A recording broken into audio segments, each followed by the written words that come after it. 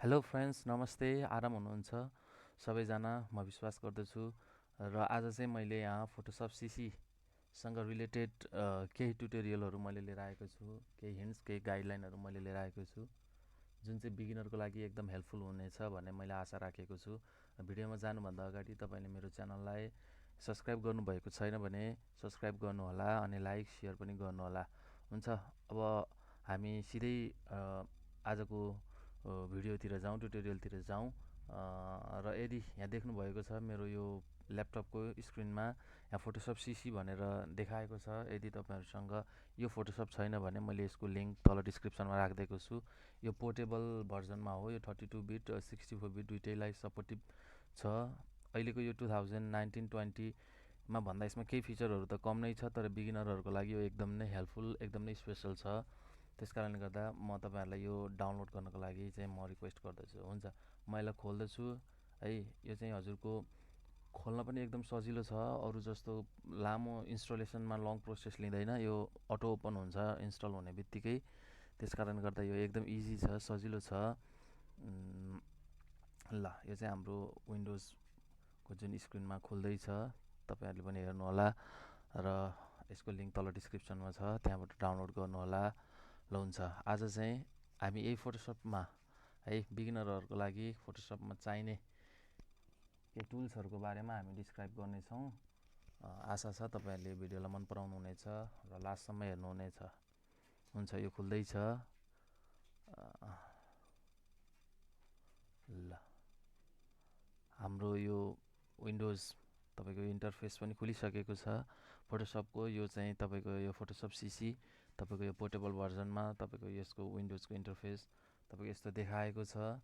र हामीसँग यहाँ धेरै टुल्सहरू छ, स्पेसली हामी यो टुल्सको बारेमा पहिला डिस्क्राइब गर्नेछौँ, अनि पछि गएर अरू एडिटिङका कुराहरू यहाँ माथिको मेनु बारमा भएका अप्सन्सहरूलाई पनि हामीले सँगसँगै हेर्नेछौँ। ल, हुन्छ, सबैभन्दा फर्स्टमा यो हाम्रो फोटोसपको इन्टरफेस हो।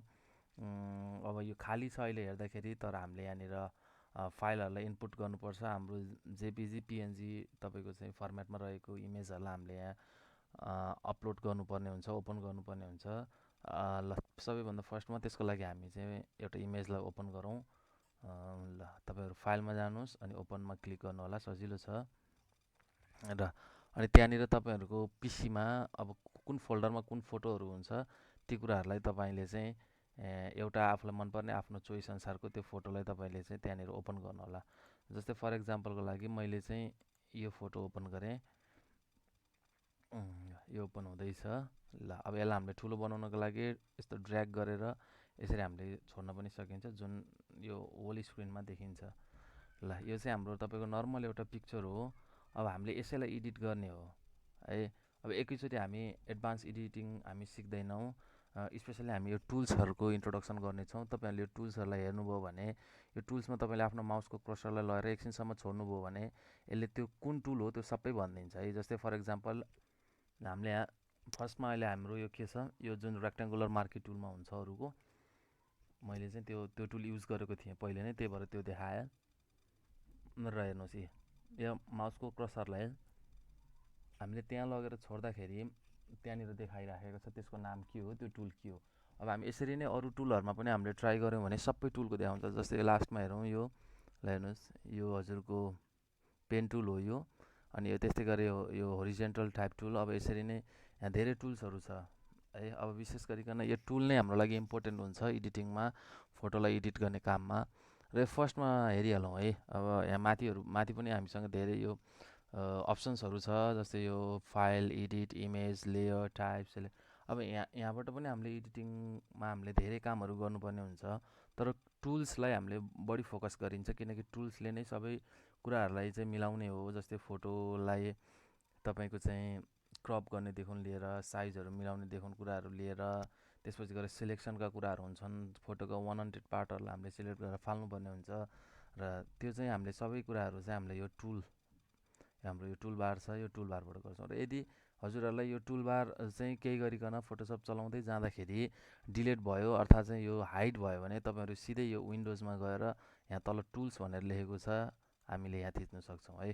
जस्तै अहिले मेरो गयो, अहिले मेरो त्यहाँ अनटिक भएको छ। अब म ओहो कता गयो भनेर मैले टेन्सन लिनु परेन, सिधै directly go to the Windows menu then click on tools. र त्यसरी नै यो लेयरको पनि यहीँनिर छ है, तपाईँले देख्नुहुन्छ यो लेयर्स यहाँ छ है। अहिले यो लेयर हाइड भयो र यो लेयरलाई पनि अब हामीले फेरि के गर्छौँ त फेरि ओपन गर्छौँ, नभए सर्टकट की F7 छ। ल अनि अब थोरै यसै साथ मैले तपाईँहरूलाई यो लेयरको पनि इन्ट्रोडक्सन दिएँ। यो लेयर चाहिँ के हो त भन्दा यो इमेजको यो जुन अहिले यहाँ हामीले विन्डोजमा यो ओपन गरेको इन्टरफेसमा यो फोटोसपको इन्टरफेसमा ओपन गरेको जुन इमेज छ त्यो इमेजको लेयर हो यो। यहाँ तपाईँले सानो फोटो पनि देख्न सक्नुहुन्छ, यहाँ आँखा जस्तो सिम्बल छ। र अनि एउटा इम्पोर्टेन्ट कुरा के त भन्दा यहाँ एउटा तालचा लगाएको छ यो लेयरमा। यो तालचाको अर्थ भनेको चाहिँ के हो त भन्दा नाउ अहिले चाहिँ हाम्रो लेयर चाहिँ के छ, लक छ है, चाबी लगाएको छ। हामीले कुनै पनि लेयर अप्सनहरूलाई हामीले चाहिँ चलाउन सक्दैन। जस्तै यहाँ हेर्नुहोस् त लेयरमा यहाँ कस्तो अलिकति मधुरो छ नि त, यो चाहिँ किन भएको हामीले यहाँ केही पनि चलाउन मिल्दैन है त। अब हामीले यसलाई अनलक गऱ्यो भने हेर्नुहोस् त सबै अप्सन्सहरू खुलेको हुन्छ। अब यो अप्सन्सहरूको बारेमा पनि हामी पछि डिस्क्राइब गर्नेछौँ। ल अहिले चाहिँ मैले मेरो लेयरलाई मैले अनलक गरेँ, यो लेयर 0 भनेर भन्यो। यसलाई हामीले रिनेम पनि गर्न सकिन्छ। तपाईँ लेयर 0 भन्ने ठाउँमा गएर डबल क्लिक गर्नुभयो भने यहाँले तपाईँको चाहिँ रिनेम आउँछ। मैले चाहिँ यहाँ लेखेँ इमेज फर्स्ट भनेर मैले यहाँनिर लेखेँ है त। यो चाहिँ मेरो चाहिँ रिनेम गरेर देखाएको मैले। यहाँ आफ्नो इच्छाअनुसार तपाईँले नाम राख्न सक्नुहुन्छ। र अब हामी फर्स्टमा जान्छौँ। यो हजुरको यो रेक्ट्याङ्गुलर मार्की टुल भनेको छ। यो रेक्ट्याङ्गुलर मार्की टुल भनेको चाहिँ तपाईँको के हो त भन्दाखेरि यो रेक्ट्याङ्गुलर सेपमा चाहिँ तपाईँको चाहिँ कुनै पनि कुराहरूलाई यसले सिलेक्ट गर्छ। जस्तै अहिले मैले यहाँ सिलेक्ट गरेँ, जस्तै अहिले चाहिँ यो रेक्ट्याङ्गुलर सेपमा चाहिँ यसले सिलेक्ट गरिराखेको छ। जस्तै अब माउसको कर्सरलाई हामीले सिलेक्ट गरेर यसरी क्लिक गरेर तलमाथि गऱ्यौँ दायाँ बायाँ गऱ्यो भने यो स्लाइड हुन्छ, यो सर्छ। र अब हामीलाई सुस्तै ठ्याक्क एक्ज्याक्ट पोइन्टमा हामीलाई चाहिँ यसको चाहिँ स्लाइड गर्नु पऱ्यो भने हामीले किबोर्डको अप डाउन लेफ्ट राइटको चाहिँ हाम्रो की छ यहाँ, त्यो कीलाई हामीले चाहिँ यसरी चाहिँ हामीले सार्न सकिन्छ है त। यसलाई चाहिँ ल हेर्नुहोस् है, अब मैले फर एक्जाम्पलको लागि मैले यसरी गरेँ, यो सिलेक्ट भयो अहिले। अब हामी यसलाई चाहिँ यो चाहिँ तपाईँको चाहिँ अहिले मैले यो उसबाट सारिराखेको छु, एरो किजबाट यसले काम गरिराखेको छ। ल यसरी नै तपाईँहरूले गर्न सक्नुहुन्छ। र अब यसको सँगसँगै अर्को छ यो इलिप्टिकल माउस टुल भनेको छ। अब हामीले कन्ट्रोल डी गऱ्यो भने यो डिसिलेक्ट हुन्छ, किनकि हामीले यसलाई मेट्नु पऱ्यो। अब यो इलिप्टिकल मार्की टुलमा हेऱ्यो भने यसले चाहिँ तपाईँको के त सर्कल सेपमा, ओभल सेपमा तपाईँको सेप कसरी दिन सक्नुहुन्छ त्यो सेपमा चाहिँ यसले चाहिँ काम गरिराखेको हुन्छ है। अहिले यसले सिलेक्ट त्यो एरियालाई यसले सिलेक्ट गरेको हो, यसले अरू केही पनि गरेको छैन। किनकि यो सिलेक्सन मात्रै गरेर हुँदैन, हामीलाई यो सिलेक्ट गरेर अनवान्टेड पार्टहरूलाई चाहिँ मुभ गर्नुपर्ने हुन्छ।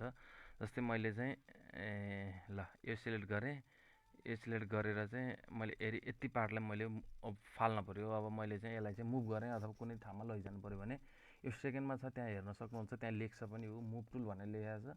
यसमा हामीले क्लिक गर्ने अनि यो मुभ टुललाई चाहिँ यसरी सार्यो भने ल हेर्नुहोस् हाम्रो यो चाहिँ यो शरीरको यो जुन यो 100 पार्ट चाहिँ यतापट्टि निस्कियो। यो यहाँबाट चाहिँ कट भयो है, यो कट भयो है। यो कुन सेपमा कट भयो, ओभल सेपमा जुन हाम्रो अहिले सिलेक्सन थियो त्यही सेपमा चाहिँ यो कट भएको छ। तपाईँहरूले पनि हेर्न सक्नुहुन्छ र आफू पनि प्र्याक्टिस गर्न सक्नुहुन्छ।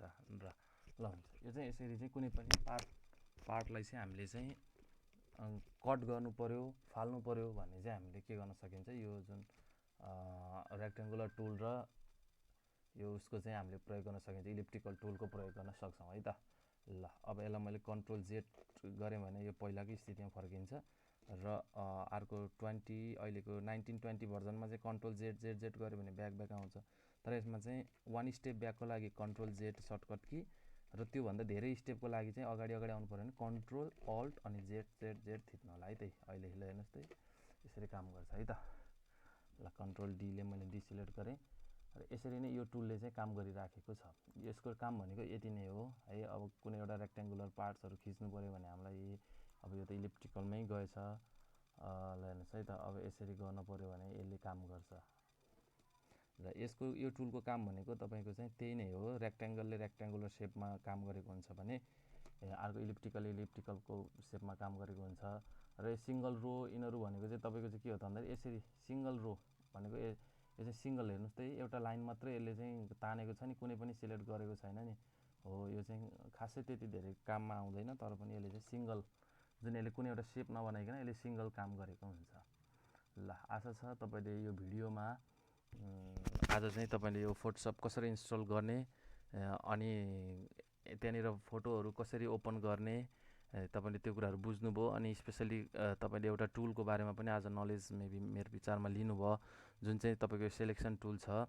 अब यो चाहिँ तपाईँको रेक्ट्याङ्गुलर र अर्को इलिप्टिकल टुल छ, एकदम इम्पोर्टेन्ट टुल छ यो।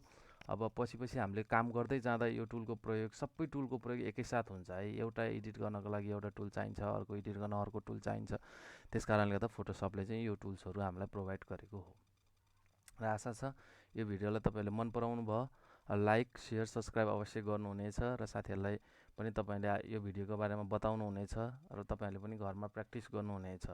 हुन्छ, अर्को नेक्स्ट भिडियोमा चाहिँ म चाहिँ अरू टुलहरू जस्तै मुभ टुल, अनि हामीसँग छ यहाँ म्याजिक 1 टुल अथवा लेसो टुल छ, म्याग्नेटिक टुलहरू छ, अनि यी टुल्सहरूले के काम गर्छ ती कुराहरूलाई पनि हामीले जानकारी लिनेछौँ। हस् त, आजको भिडियोलाई यति नै। Have a nice time. साथीहरू सबैजनालाई भिडियो हेरिदिनु भएकोमा thank you so much. Okay, by by.